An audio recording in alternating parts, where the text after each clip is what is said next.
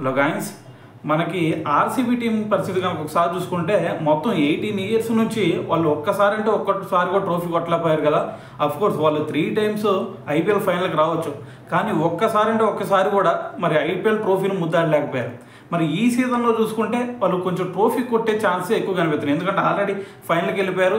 దాని తర్వాత వాళ్ళ బ్యాటింగ్ లైనప్ అయినా లేదంటే బౌలింగ్ లైనప్ అయినా సరే ఓవరాల్గా చూసుకుంటే వాళ్ళ టీం ఎక్సలెంట్గా ఉంది. సో ఈసారి ట్రోఫీ కొట్టే ఛాన్సెస్ కూడా అంతే ఎక్కువగా కనిపిస్తున్నాయి.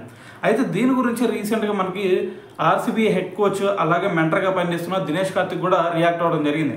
అయితే దినేష్ కార్తిక్ ఏం మాట్లాడుతున్నాడు అంటే, మేము ఆర్సీబీ టీంతో తరపున నేను కూడా చాలా సంవత్సరాలు ఆడాను. మరి అప్పుడు నాకు అనిపించింది ఏంటంటే, మరి మాకు ఎంత ఫ్యాన్ ఫాలోయింగ్ ఉన్నా కూడా ఒక్కసారి కూడా మేము ట్రోఫీ కొట్టలేకపోయాం. సో మరి అంతకుముందు చూసుకుంటే మా గల్లీ ఒకసారి బ్యాటింగ్ బాగుంటే ఒకసారి బౌలింగ్ బాగుండేది కాదు. సో డిఫరెంట్ రీజన్స్ ఉండే. మా గల్లీ ఇంకా టాప్ క్లాస్ ప్లేయర్స్ కూడా ఉండేవాళ్ళు, కానీ మేము ఒక్కసారి కూడా ట్రోఫీ కొట్టలేకపోయాము.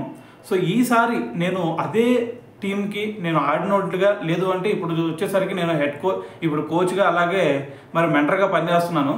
సో మరి ఇప్పుడు నాకు అంతకుముందు ఏదైతే మా దగ్గర దాకా ట్రోఫీ వచ్చి మళ్ళీ అక్కడ నుంచి మరి వెళ్ళిపోయిందో, సో అది ఆ బాధ ఎలా ఉండిద్ది అనేది నాకు క్లియర్ కట్గా తెలుసు. ఆ బాధ అనుభవించినోడిని కాబట్టి సో ఆ బాధ ఎలా ఉండిద్ది అనేది నాకు తెలిసింది.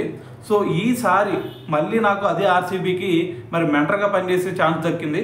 సో ఈసారి మాత్రం ఎట్టి పరిస్థితుల్లో మరి దగ్గర దాకా వచ్చిన ఈ ట్రోఫీని వదిలే ఛాన్సే లేదు అని చెప్పేసి కూడా దినేష్ కార్తిక్ అయితే మాట్లాడటం జరిగిందనమాట. సో ఏదైనా సరే 18 ఇయర్స్ నుంచి వాళ్ళ కళ్ళే మంచి టీం ఉన్నా సరే ఏదో ఒక దరిద్రం వెంటాడి ఇప్పటివరకు వాళ్ళు ఒక్కసారి కూడా ట్రోఫీ కొట్టలేకపోయారు. సో మరి ఈ సీజన్లో అయినా సరే మరి ట్రోఫీ కొడతారా లేదా? సో దీని గురించి మరి మీరేమనుకుంటున్నారనేది కింద కామెంట్ చేయండి.